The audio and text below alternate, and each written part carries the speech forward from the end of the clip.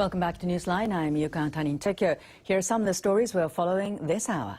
Panamanian authorities have charged the crew of a North Korean freighter with illegal transportation of weapons.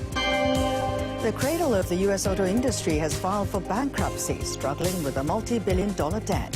And it's been 30 years since China allowed citizens to run their own businesses. Now it's time for many owners to hand controls to the next generation.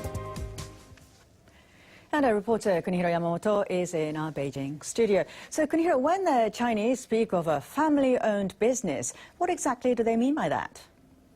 They consider a business to be family-owned if family members hold more than 50% of the company's shares. And family members are defined as people related by blood or marriage. In China, many people prefer to start a business with family members because they feel the relatives can be trusted. 85% of private businesses are said to be family-owned.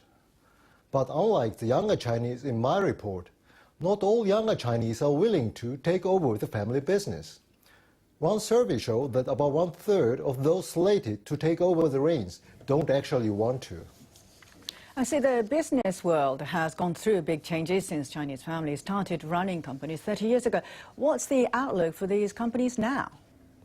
During the early years of China's market economy, many family-owned businesses flourished. Often, they benefited from the strong leadership of the family's senior members. But now, the competition has become fierce.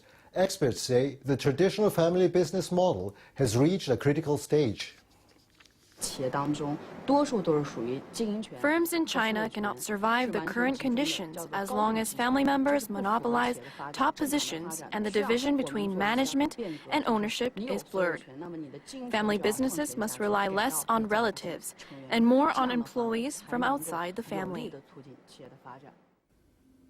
Family businesses appear to be staking their future on promoting younger family members to the top jobs. And right now, it's too early to know if that will be good enough to pilot them through today's changing economic times. Right, thank you very much there, Kunihiro. That was NHK World's Kunihiro Yamamoto in Beijing. Populous, prosperous, pushing ahead. China's rise brought it wealth, power, and problems. An income gap divides its people.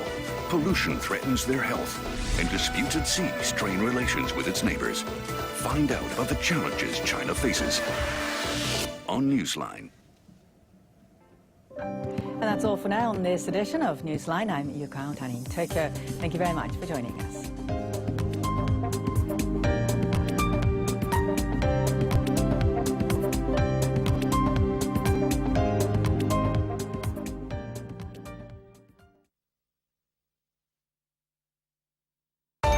NHK World.